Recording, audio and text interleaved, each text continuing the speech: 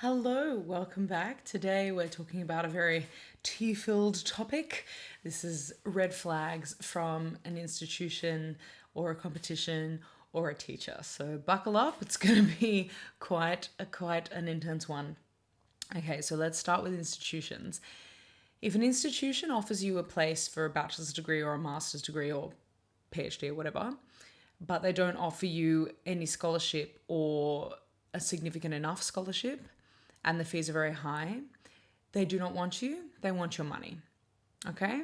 They're not going to support you. If they really wanted you and you went into your interview and you said, "Hi, I need at least half fees off because I am financially independent and I can't afford this by myself, but I really want to do it," and they don't then offer you at least half fees, they do not want you. There are some cases where you can argue and try and get, I know in the US you can sort of battle institutions off with each other and get them to offer you more money, but that's very rare. And in the UK as well, it's pretty much impossible to do. So if they offer you a place, yes, you won that place, congratulations. However, if they are not going to help you fund it, I would not do it. They want your money, they're not going to be that supportive for you, okay? It's also really important that you talk to previous students or current students about the strengths and the weaknesses of the degree that you want to do. You know, the website, the marketing might be incredible, the website might be beautiful, and they might promise all of this stuff. Maybe you want to do an opera masters, you want to get heaps of roles, great. And it says on the website you're going to do that. You must talk to current students and previous students and see what their experience was, because maybe they're like, yeah, well, they took 50, 100 million sopranos that year and they did, they didn't choose Suor Angelica or Dialogue de Carmelite or something that has lots of women. They chose one opera with one female part and they did a double cast. And so only two of the 50, 100 million sopranos got a role that year for something. That's not where you want to spend your money and your time. Yes, you can always make good situations out of bad looking situations, but if you really want to do a master's, you really want roles, you really want to have like a performance heavy degree, go and do your research, ask other singers, because that is your ticket to understanding if that degree is going to be a good fit for you. And the other thing that you need to watch out for is the other side of the scholarship stuff. You could be being given a poisoned chalice. Sure, you're getting given a full scholarship, but it might be a really, really terrible degree with really lackluster teaching and really bad administrative or total lack of administrative help. So talk to current students, previous students. That is your best friend. There are lots of really good Facebook groups that you can find where people discuss these things. Most of them are US based, but I'm sure if you do some digging, you'll find UK based ones and you can ask people the right questions. I've never met a singer who has not been happy to share some experience over a coffee or over a phone call or whatever and help another singer out, we love that. We love our fellow singers. So do your research. Do not, just because you get accepted somewhere, do not jump and think that that's the only thing you're going to get. You got to remember that you need to be somewhere where you're going to be treated with respect as well, because you're there to make art and learn how to be the best singer that you can be. And if you're not being supported to do that, then you're not going to have a great time, okay? So that's really important. Okay, so the next little tidbit I wanted to talk about was competitions and summer schools.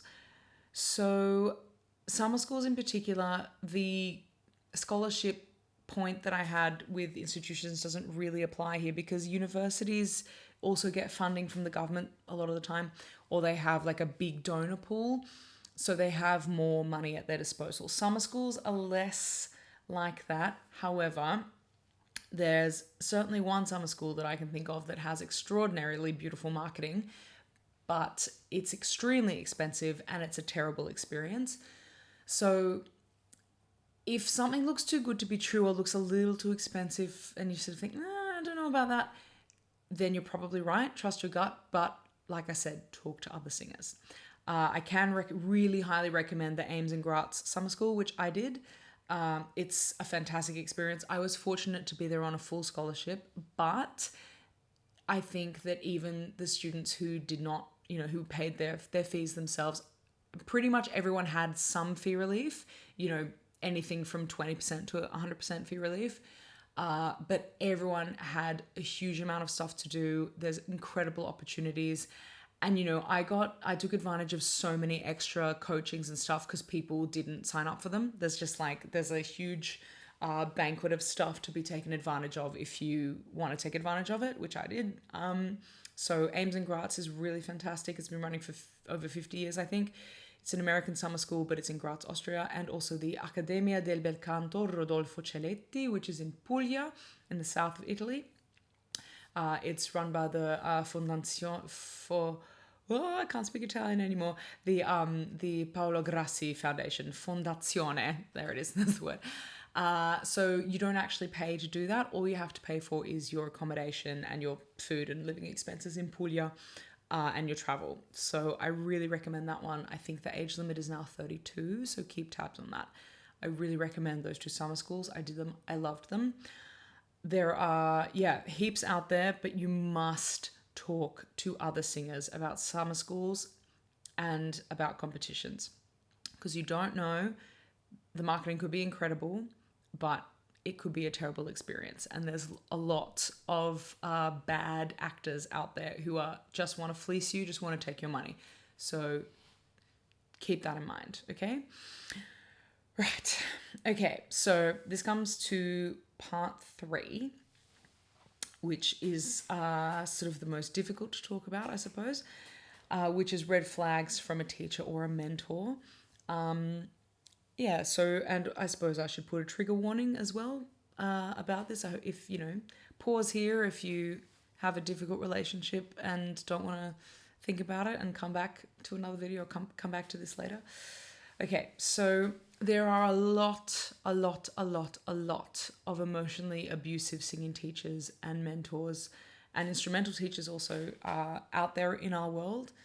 It sucks a lot, but this is a field where narcissists can thrive typically, and also a field where people with sort of emotional insecurities and stuff, which can translate to big personalities, which translate really well on stage and in a theatrical context, that can thrive without necessarily being checked, okay? So every single singer I know has had emotionally abusive mentors in one way or another. So ways that you can spot this is if you never know which version of your teacher you're going to get. If some days they love you, they're the best, they're super supportive, and then other days they're super cold and they pretend like they don't know you or they're not invested at all. And I mean, I'm not talking about like an energetic day versus a tired day. I'm talking about people who seem to have multiple personalities.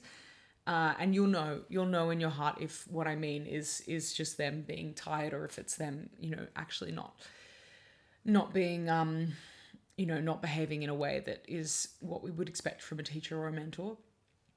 Another big red flag is if they talk smack about other students in front of you. If they say, Jessica thought she could sing this aria, and I mean, it's just like, she's so deluded, she's never going to have a career or whatever. That's a really big flag because you know what? This teacher's probably saying the same sort of stuff about you to other students as well. And that is not okay. A teacher should be supporting all of their students, their whole studio. If they have a studio, we don't like to gossip about other students with students. It's highly unprofessional. Another red flag is teachers who offer you free lessons, but then hold them over you like you owe them something. There are plenty of teachers who will offer like a free trial lesson, great, but there are also some who say, I'll give you 10 free lessons because I'm opening up my studio or I'm widening my networks and can you help me find other students? That sort of thing is fantastic. That's super generous. That's lovely. But if they give you free time or extra lessons, extra time, whatever, and then they're like, well, I put all my time and effort into you and this is how you repay me by not practicing or whatever, or in some cases I put all this time and effort and you refuse to change your appearance, you refuse to lose weight or put on weight, or whatever, this is a huge, massive red flag. Big line has been crossed. Completely unacceptable, okay? Another red flag is teachers who give you conflicting advice. Like maybe one week they say, yes, absolutely, you must sing Pamina. You're perfect for the role. But then the next week they're like, you know what? I just really think you should sing Brunhilde. You're perfect for the role. You can't do anything with that except be very confused. So definitely take that one with a grain of salt. I'm not saying that every mentor and every teacher should be able to give you exactly the right advice at exactly the right time all the time. They can't. They're human.